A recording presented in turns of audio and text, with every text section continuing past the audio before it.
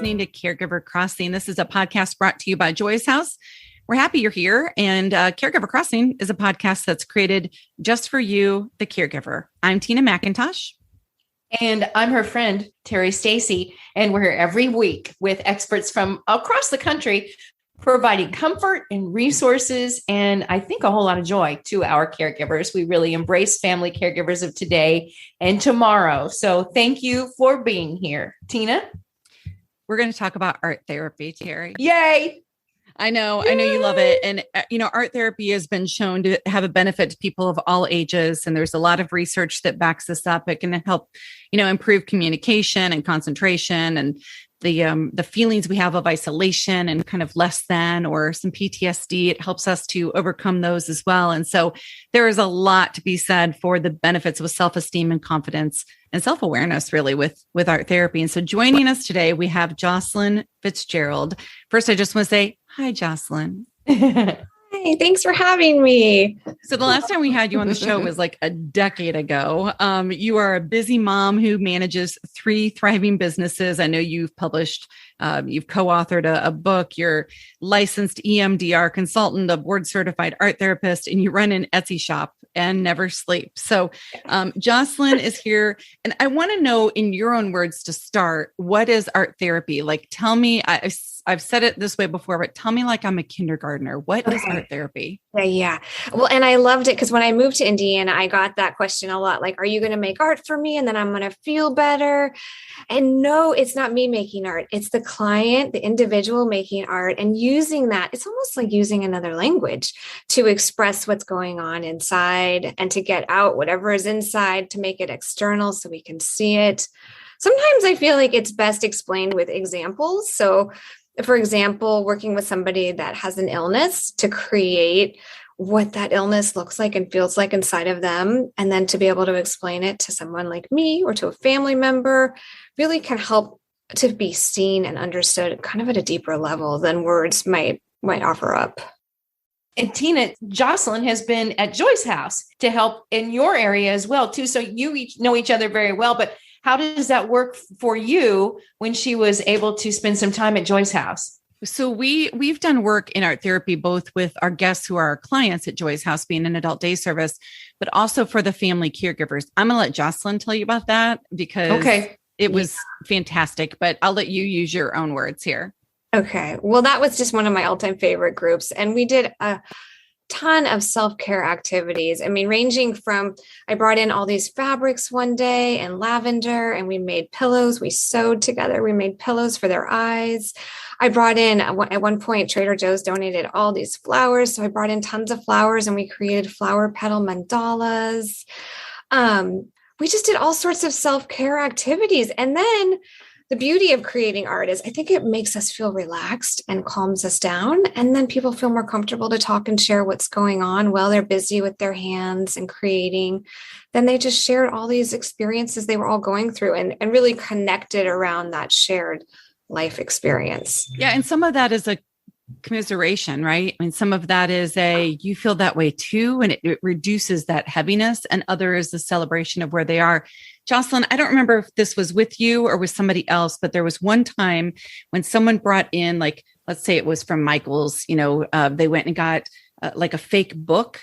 It was almost made of cardboard. Was this you by chance? Because you're going to love this if it wasn't. I think it sounds familiar. I think it was too. And you had people go through fabrics. You had people go through magazines, through anything that they could get their hands on.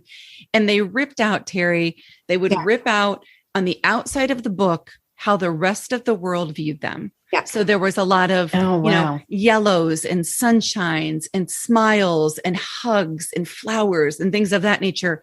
And it makes me want to cry telling you. And then when they opened up this little fake book, if you will, when they opened it up, it was how they felt about caregiving on the inside. And man, it got dark. Like, some of it got dark. Some of it was celebratory and joyous and loving, of course. But there was some darkness in there that when you just look at the outside of a person, you don't always see that, right? I mean, so Jocelyn, I can tell you firsthand, participating with you, with these caregivers and watching the work you've done, the impact that art therapy through you has had on people, you know, how you've helped people to really come to face things in their own lives and often overcome things. And so I'm just really grateful I'm grateful you're still doing it. I'm grateful you're doing it in so many different ways, for crying out loud. Here's my question. Do I have to be artistic to do art therapy? That's a good question. And you know what? They're actually doing research on this now. So they did a study at a hospital with biomarkers. So basically they would swab the inside of an individual's cheek to test their cortisol levels, the stress hormone. And it was all doctors and nurses, and a ton of them didn't do any art and didn't even feel comfortable doing art. And then they would do art for 45 minutes, just coloring or a mandala or a free drawing. And then they would test it in the beginning and then at the end, and all of their cortisol levels went way down. So there's actually scientific research that shows art is really good for stress, even if you're not an artist. Yeah. That's cool. It's the truth. You know, I was furloughed for 6 months and I picked up, I'm looking at them right now, all the paint by numbers I did. And you can tell how dark and sad I was in December with the colors that I used. But then as it got into spring and everything turns more into yellows and golds, and you could tell that I'd kind of, you know, I'd gotten better about the way I was feeling. Anybody can do it at home, but I mean, they really can do art therapy at home. It can be anything. It can be knitting. It can be crocheting. It can be anything. Making fudge is making fudge artistic, Terry, because I know there was some of that. But Jocelyn, where would you direct someone who is looking to explore art therapy resources for adults? Oh, yes. Well, I would say the American Art Therapy Association is a great place to start. I even looked on their website today for you guys, and they have a whole kit for exercises to do around COVID with your family. They have a whole exercise list for people with dementia and caregivers. They just had a ton of information. I was so impressed. I hadn't looked at it in a little while. And there was another website that was called Fellowship Hall, and it was for a drug rehab, but they had over 100 art therapy exercises for adults. Wow. All of them would be great for caregivers. So Fellowship Hall, and the first one was what? The American Art Therapy Association. Okay. All right. Well, here's an important thing too. I know you've got a few things going on. What should our listeners know about your businesses that might be helpful to them in the process of caregiving? Oh, yeah. Well, we just came out with a book for children, but I think it goes for adults and teenagers. It's all about using mindfulness and art. It's basically a guided visualization and then how to incorporate art around that to practice being mindful. Because for a lot of people to say, oh, you should just meditate is really hard and scary. So using a visualization and then using art to practice that is such a great tool. And that book is called Colorful Therapy. Oh, no. Oh my gosh. Now I'm getting it confused with my Etsy shop. Colorful Place, a story and art for kids. Okay. And, say the name of the book one more time. Colorful Place, Mindful Art and Story for Kids. Oh my gosh. I should have it here in front of me. That's all right. And put it in what's the name of the Etsy shop? Yeah. The Etsy shop is Colorful Therapy Tools. Yes. Okay. There's a lot of colors. Yeah. Colorful Therapy Tools.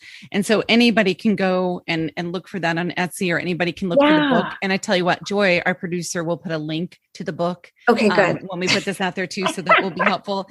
And then anything else, I know we have to run, and I'm so sorry, this time goes by way too fast, but anything else that you would say to somebody who's looking at doing art therapy, or at least therapeutic art? And we know there's a difference, but therapeutic art with their loved one at home, any simple tip for them?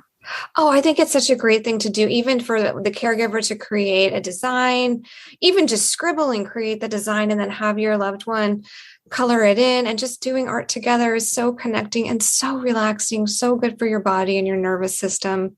And like you said, really, art therapy is such a loose term. Like if it's knitting, do it. If it's sewing, do it. If it's making fudge, whatever makes you feel good, that's creative, I'm all for it.